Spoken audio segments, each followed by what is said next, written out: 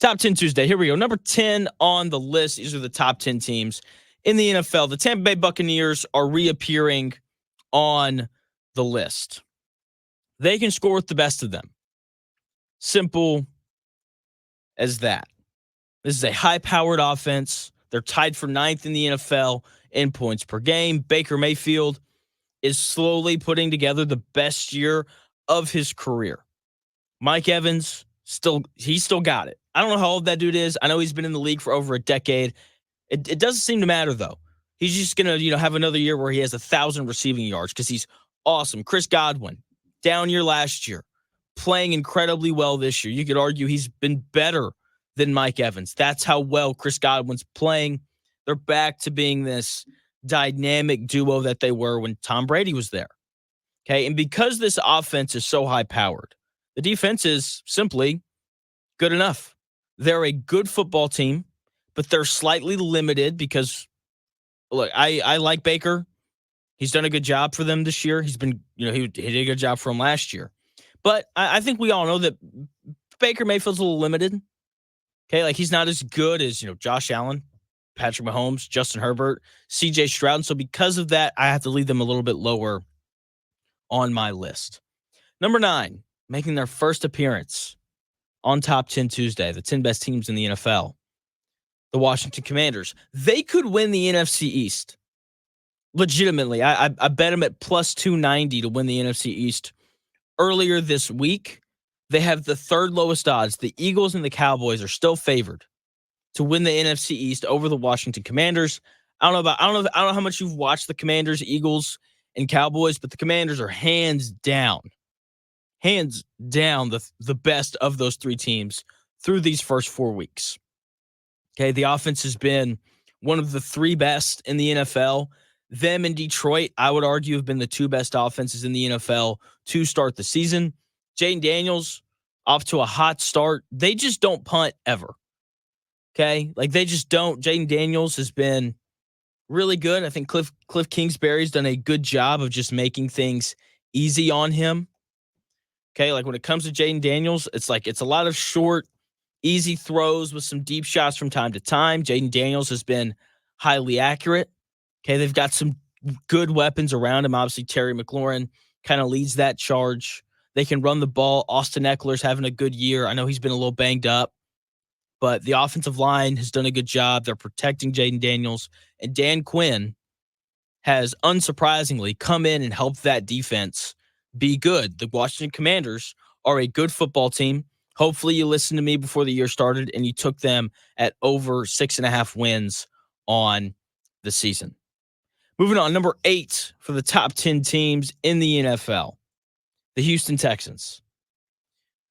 Dan's right. They don't score a ton of points, but neither do the Kansas City Chiefs.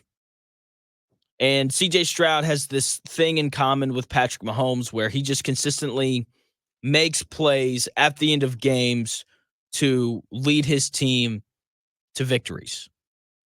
Seriously, like that's just what C.J. Stroud does. We saw him do it once again this last week against the Jacksonville Jaguars. This defense for the Houston Texans is much improved from last year. They rush the quarterback well. Their linebackers are much improved at stopping the run. They've got a good secondary. DeMeco Ryans, one of the better coaches in the NFL, defensive-minded. They're 3-1, and they don't score a ton of points, which means that their defense doesn't give up very many points. Okay, like they have a lot of talent on both sides of the football. That receiving core, you could argue it's the best in the NFL. Okay, like a lot of talent, good head coach. I just want to see more from the Houston Texans offense before I move them up higher on the list. Number 7, the Green Bay Packers. Matt LaFleur has done an excellent job this year. If someone had told you that the Green Bay Packers were 2-2 and that Jordan Love had missed 2 games before the year started, they would have been like, oh, they probably lost the 2 games that Malik Willis played and won the 2 games that Jordan Love played. And that, as we all know, is not the case. They're 2-0 with Malik Willis, 0-2 with Jordan Love. Quarterback controversy? No, I'm just kidding. But I have some questions about Jordan Love. Something that Matt LaFleur does incredibly well is give his quarterback easy completions. That's part of why Malik Willis succeeded so much when he was, filling in for Jordan Love those 2 weeks that he was out. And then I watched Jordan Love on Sunday, and he just didn't want to take any of the easy throws that Matt LaFleur created for him. And because he didn't want to do that, and he has games like this, I think it's part of why the first 8 games of last year he struggled. He has games where he just doesn't want to take those easy throws, and it leads to him throwing 3 interceptions like he did on Sunday. Okay, it's an easy fix just to get him to tone it down a little bit, but until it's fixed, it's going to be tough for Packers to win games because Jordan Love's going to continue to turn the football over until he starts to take those easy completions that Matt LaFleur created for him. Number 6, the Buffalo Bills. I know they got crushed on Sunday, but it doesn't erase the first 3 weeks of the season. Okay, this was the first week where the injuries that they have on the defensive side of the football felt obvious.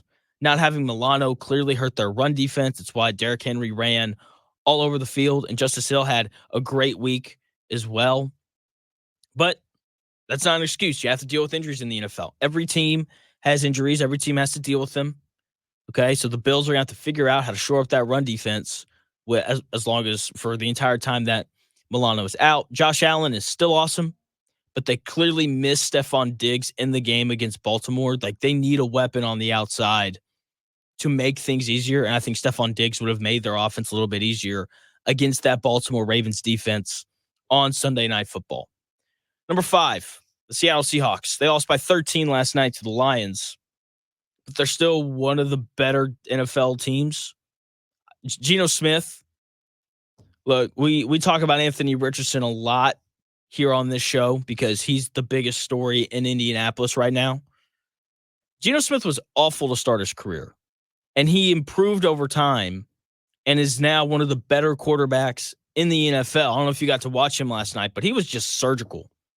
I mean, he's just ripping the ball all over the field. All over the field. The only reason why the Seahawks had any chance to win that game last night is because of Geno Smith. But their defense gave up 42 points. Look, I don't care. I still think that the Seahawks have one of the best defenses in the NFL. They just caught Jared Goff and Ben Johnson on a night where they had everything clicking. Jared Goff was 18 of 18, 292 passing yards, 2 touchdowns, even had a receiving touchdown just to add insult to injury. Okay, like it was just a night where the Lions had everything going, and there's no defense for perfect offense. There isn't. So Seahawks at 5. Number 4, the Baltimore Ravens played their best game of the year on Sunday night, and they needed to. Their defense looked great. They looked fast. They looked physical. It finally looked like what you expect to see from a Baltimore Ravens defense. Physical, fast, flying around the field. It was fun to watch. And then Lamar Jackson played a great game. Derrick Henry ran the ball incredibly well. 199 rushing yards is, I would take that personally, right? This version of the Ravens, run the football, tough, hard-nosed defense, this version that we got on Sunday night is one of the best teams in the NFL, right? And they needed to be on Sunday to avoid a 1-3 start. They're 2-2, but they're still one of the best teams in the NFL. Number 3, the Lions. They looked like the Lions of last year last night. Jared Goff, just surgical. Just 18 of 18, 292 yards, 2 touchdowns, no picks, a receiving touchdown just for kicks. Okay, he set the record for most passing attempts in a game without an incompletion last night. He was awesome. Okay, all of their offensive weapons got involved. Okay, Jameson Williams had, made plays. Amon-Ra St. Brown made plays. Jahmyr Gibbs scored. David Montgomery scored. I mean, Sam Laporta had several receptions. I mean, it was an offensive clinic from the Lions last night. All right, and then their defense played incredibly well. The run defense is much improved. Okay, they get after the passer incredibly well. Aiden Hutchinson, one of the best young pass rushers in the NFL. Okay, Geno Smith put up a bunch of yards. He played well, but their secondary made some big plays in the red zone, and that's ultimately why they were able to win the football game.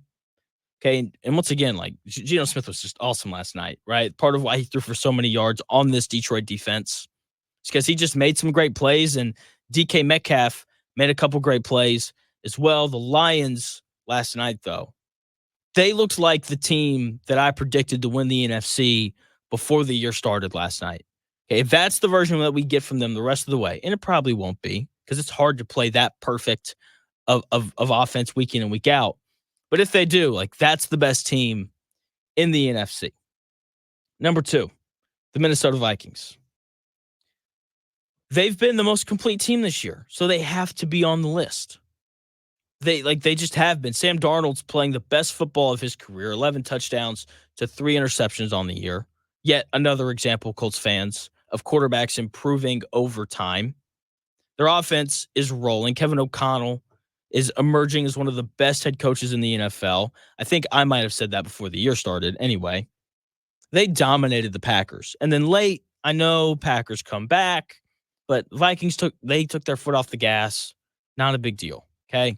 Their defense was dominant for most of the game. Brian Flores getting after Jordan Love, forcing him into 3 turnovers, and their offense just continues to put up points. Justin Jefferson, Aaron Jones, Sam Darnold just moving the ball up and down the field. It's been incredibly fun to watch. And then, of course, number 1, the Kansas City Chiefs. I don't like putting them at 1 because they just haven't looked as good as everybody else, but they're the Chiefs. They have Patrick Mahomes, and they just continue to find ways to win. They've won 10 games in a row now. That's incredible. Their point differential, this is nuts. Their point differential in these 10 wins is only 61 points. They have won 10 straight games by a combined score of 61 points. Every game that they play is incredibly close, and they figure out how to win every single one. It is a skill at this point. Patrick Mahomes, after their win against the Chargers, is now 12-0 when trailing by exactly 10 points. It's just nuts. It's nuts. And here's the thing with the Chiefs. They are not about Patrick Mahomes in this offense once again. Last year, the reason why they won the Super Bowl was because of their defense. And once again, this Kansas City Chiefs defense is elite. Steve Spagnuolo is the best defensive coordinator in the NFL.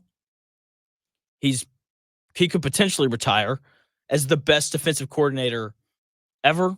Okay, he's won more Super Bowls as a coordinator than anyone else in the history of the NFL. Right? There's a lot of talent on this defense. Okay, and Mahomes makes the offense just good enough to win these close games. It'll be interesting to see how they adjust without Rashee Rice for the rest of the year. Okay, we're going to see a lot more Travis Kelce. We're going to see a lot more Xavier Worthy. And I don't know where they're going to go outside of that. So to answer some questions that I'm sure you have, why aren't the 49ers on here? They haven't beaten anyone good. That's just the simple reality of it. Okay. Also, McCaffrey, he's not playing right now. I have questions about Brock Purdy without Christian McCaffrey. Okay, like their 2 wins this year are over the Patriots and who's the other awful team that they beat? I know that they lost to the Rams. That's the Rams' only win of the season, but I've just got questions. Like they just don't look the same without Christian McCaffrey. And when he comes back, they'll look better, but when is he going to come back? We don't really know. I mean, he's in Germany getting his foot looked at, or his Achilles. Their other wins over the Jets, who aren't super impressive. So that's why they aren't on there. They haven't beaten anyone good. Okay, why no Steelers? They're just severely limited on offense. That's the really short and simple answer. I didn't even consider anyone else to make my list of the top 10 teams in the NFL.